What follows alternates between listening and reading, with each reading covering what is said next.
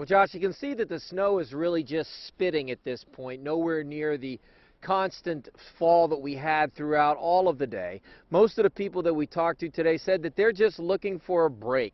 The snow keeps piling up, and many say they've had enough. Another Monday morning, another significant snowstorm, another difficult day on the roads. The driving's a little tough. The roads are a little packed heavy with the snow from last night. And I'm heading to Boston right now. I did the trip last Monday in the whiteout conditions, so I'm thinking of the same road conditions today. People around Manchester woke to find several inches of snow covering their cars and their driveways.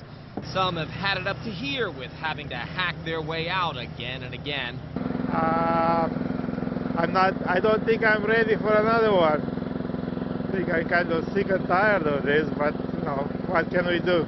Manchester highway crews actually started working on this storm on Saturday, trying to make room for another major dumping of snow that just keeps piling up. The duration of the storm is our biggest concern.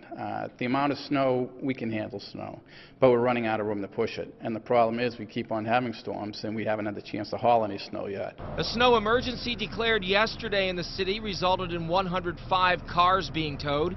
Another emergency is already in place for tonight, starting at 7 p.m. and running until 6 o'clock Tuesday morning.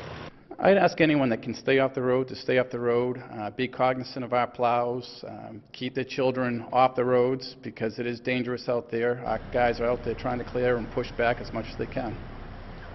Manchester police say that they really need people to pay attention to these snow emergencies. They say that they need to get these cars off the streets so that the highway department can clear the roads.